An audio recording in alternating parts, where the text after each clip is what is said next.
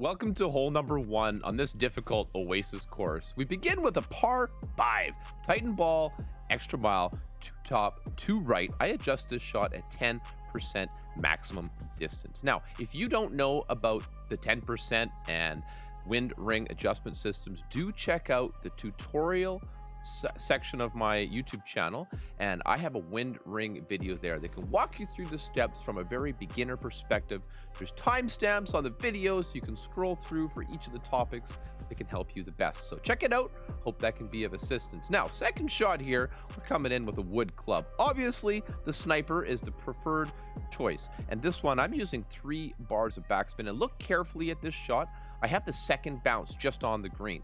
I adjust here at 15% medium distance. You'll have to check the distance of your club after you've made your drive to give yourself a little bit better idea. But even with a lower level sniper here, level 6, we don't have that fully developed ball guide. This is absolutely a very makeable albatross to get things started. And I'm telling you, if you get that 3 under on hole number 1, that is going to really give you an advantage over your competition in these rookie brackets. So easy does it. Line it up, knock it down. Nice, perfect ball.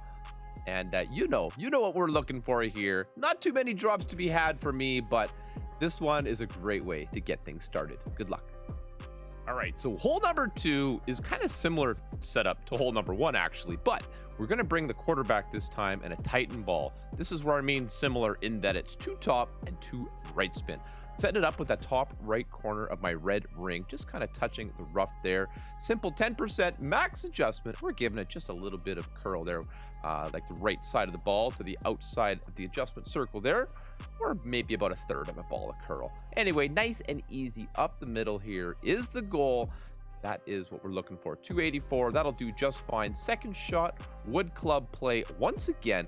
And this one, it's quite difficult having to contend with that bunker. Looking at it right now, just off the cuff, kind of reminds me that, you know, a spin 4 or spin 5 ball. I know it's rookie. Some people are going to yell at me, but it just looks like this bunker really sets up for it. So maybe keep that in mind for other divisions, depending how your drive works out. However, second shot here, I like to make sure that it's over that bunker. You can definitely play with like a side spin 3 ball and come in from the left just a little bit more. Try to have a little bit more green to work with on your second bounce.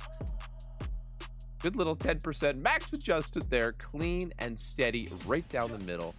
Hit perfect is always going to give you the best chance. This one here, we're going to have to tailor to the wind in the tournament.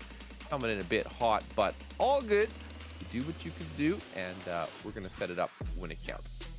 All right, so hole number 3, par 3. There's basically 2 ways to play this. The first way I'm showing you is really just like the headwind, going for birdie method, right? So because of the strong headwind, I'm opting to just use 1 bar of backspin here, and we're using the Goliath because of its curl. I'm demonstrating in the video with a basic ball, but I think a katana with its side spin or even a quasar, you know, would really help this over.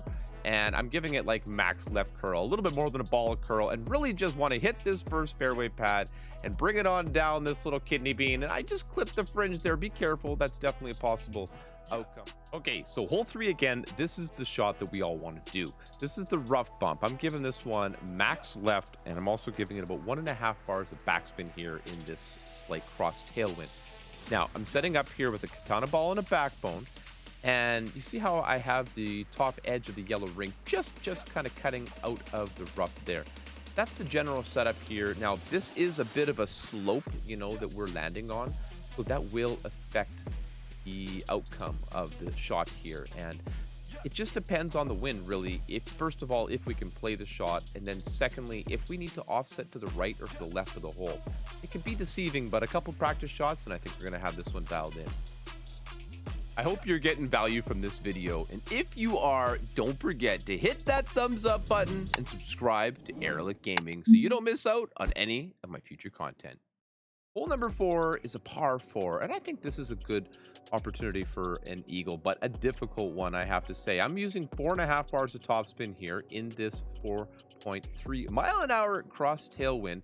And as you can see, we're really just having a very simple setup with that red ring touching the rough there and up and over from the first to the second fairway. Don't be afraid of this one. On the right side of the second fairway is a little bit more room to roll out. And really just 10% max adjustment here. We set it up for a second shot Viper rough bump. Now, the reason I'm using a Viper is because the lower level of my sniper on this account does not have the power to reach. So if you have a longer reach on your sniper and it's equivalent to your Viper, then go ahead and use the sniper. The extra ball guide is absolutely going to be helpful, but because this is such a short distance, as you can see, the Viper should still work very, very well for you. Now, I would actually suggest when we set this up, I'm probably going to have that green ring up a little bit closer to the edge. You're going to see in the outcome here that I do fall short a little bit because we're coming and landing on a big slope. So if you land too far back on it, it's going to shorten the distance.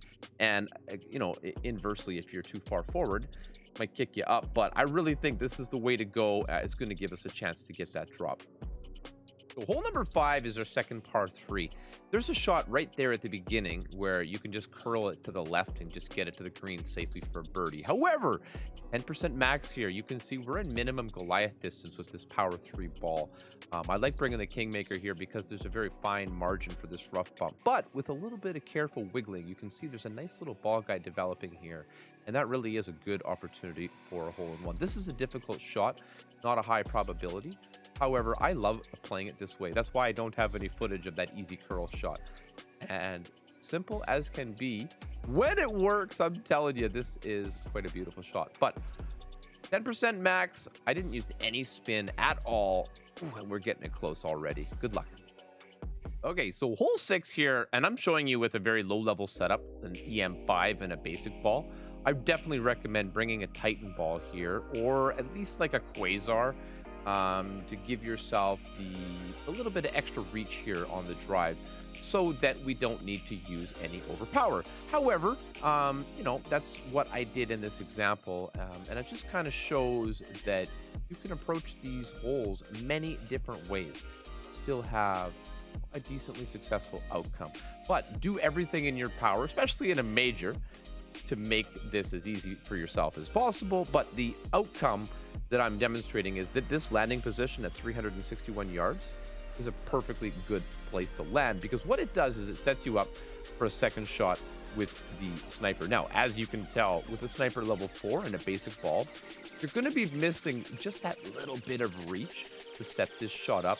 Now, what I recommend, though, is if you have that power 1, 2, 3 ball, especially if you have a higher level sniper, this green slopes quite heavily from left to right. And what that means is that you want to offset to the left, and you're going to find a nice sort of sweeping ball guide, but it's a bit unreliable nonetheless. And it'll demonstrate that here very nicely after this second bounce. And our third bounce is going to just kind of trickle and roll down to the right. You see how it comes in this way? So absolutely something we can work with, and I'll see you on hole number 7. All right, par 3, 7th hole. This one, I'm going to show you 3 different options. Sniper, I recommend a Marlin. I mean, come on, we got the basic ball here, but give it about 1 bar of topspin here. And if you look at the second bounce, I'm basically doing a second bounce rough bump. So that second bounce is just in the rough right in front of the green. And we have that red ring just close to the rough, kind of half the blue ring in the rough there, but that will change depending on the level of your sniper. And I would imagine most of you are not playing with a level 4. Perfect ball. And we get that kind of 2 bounce effect. 1, 2, and a roll. Could have used just a tiny bit more left spin here, but yeah, definitely an option that I really, really like. Hole number 7 here again. I think this is like the easiest possible approach. Using a Guardian, there's no need to use the katana that I have here. Bring something like a Navigator. We're not using any side spin. What do I have? 3.5 bars of backspin here, and the bottom of the yellow ring you're going to see in a moment is going to touch the rough here, just like that. Kind of gives you a little bit of an indicator how we're setting this one up. I am offsetting a little bit left of the pin because of the strong left to right wind here, but if you have a headwind, you can still play this shot. But again, we're going to have to use different spins, right? Maybe a little bit less backspin if we've got a headwind, and if we've got a stronger tailwind, you might use a little bit more. But this is a really good way to get the ball to green. I don't think it's the best opportunity for a drop, but as you can see, it can be done. Okay, hole 7 for the final time here. Marlin and a rocket. You got to have the... I would actually say we should be playing this into a headwind so that we have better room to adjust here. This is a really glitchy landing spot as well. I'm using 4.8 bars of backspin in this example. I don't love this landing position. You can also play this with like an extra mile or other driver. The rocket is just good because it does have that backspin to work with. So I don't know about this method, but I do think it's important that you get a chance to take a look at it. It's possible, you know. This might just be the shot that you love the most, and I remember a lot of people playing this the last time we had this in tournaments, so I thought I'd throw it in here for just a little extra bonus route to give you just yet another possible idea. And once again, that camera zoom, but these ones you all have to dial them in with the tournament win. Hole number 8, we're already at the final par 4 of this course. I'm playing on the right side here, a very conservative approach. You do see me using a basic ball, which is not wrong. However, something like a quasar here would definitely help, especially to use less curl. Adjusting the shot at 10% max, I'm giving it like, you know, 1 bar of backspin, 1 bar of right spin, a little bit of right curl. Idea being that we're just going to bounce it here from the first fairway. Bounce up and over, and we're going to settle in on this second fairway pad from the right side. A little bit longer of an approach on the second shot, but what that does, it gives us a nice sniper play. Minimum distance on this sniper, and I've got a really good wind here. We do miss the shot, but it is a nice little look at a rough bump. Couple bars of backspin is what I've got here in my note, and that's 2 bars of backspin, and I do actually have the red ring just sort of touching the fairway there. This one, I think it just needs a matter of minor tweaking, and we can make this one drop a lot. And don't be so quick to step away from the right side. I just want to warn you right now, already the left side drive can be glitchy. So just really pay attention to the wind that we have, and don't forget, this is a great option. Hole number 8, but this time from the left side. I'm setting it up with an extra mile and a Titan ball. About 1 bar of topspin, 2 or 3 bars of left spin. By all means, use a katana here or use a kingmaker. Having that extra left spin is going to be helpful like all the time. Just, yeah, you see where my opponent's little picture is there up in the rough. That rough is absolutely in play. This fairway up near the end of this rollout, it has a great possibility anyway of rolling out to the right there. It can curl to the right a little bit, so just be very, very careful. The rough is in play. You can still reach to the green, but you don't want to do that. Second shot then is going to be a 10% max runner rough bump. I don't quite have the maximum ball guide with this level 8. So I am playing around with the spin here, trying to find the right amount. I think what we should have ended up with was about 3.5, but I do think I play here this shot with 4 bars of topspin. You just kind of have to work with it based on the wind that you are given. And, you know, more importantly, you need to remember to hit perfect. I had a little bit of difficulty on that with this shot. Nonetheless, top of the yellow here, just touching the top of the rough. And it's a really straightforward shot. I've dropped this one in pro several times, but for some reason I didn't see myself bringing it home in rookie. Nonetheless, that gives us a great opportunity here in the Mirage 9 hole to get a drop on number 8. Hole number 9, the par 5 and final hole of the Mirage 9 hole cup. Now, there's definitely a play to that small island fairway you see on the right there with a big topper and some curl.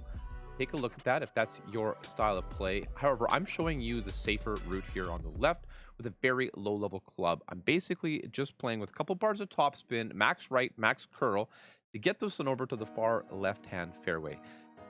Easy does it. Everybody can make this drive, and I know that we can be on the fairway 100% of the time with this path. Not necessarily the best path to albatross, but it should get us close for an eagle. Now, I do recommend a Titan ball, and that's going to help for this second shot. I think with the Titan ball here, we could definitely do a little curl shot with like a big dog and get it to the fairway from there. Otherwise, I'm playing, again, a very straightforward layup here, and I like this idea because it gives me control and consistency for that third shot. Third shot, if you're playing with a Titan ball, we should be able to reach with our wedge.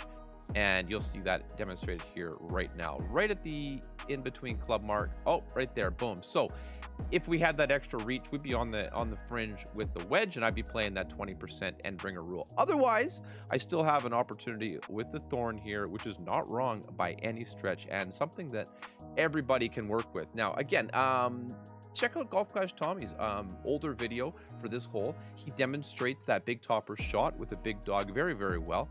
But again, he doesn't get on the fairway with the drive. So I really wanted to show this fairway to fairway to green. Well, actually to hole route, just so that you know there's more than one way to get it done. And I wish you the very best of luck in the 9-hole cup. Good luck. Thank you very much for joining me in this Mirage 9-hole cup rookie walkthrough video. If you have any comments, questions, or concerns, leave them in the comments section below. Otherwise, thank you so much for watching, and we'll see you out on the course. Good luck.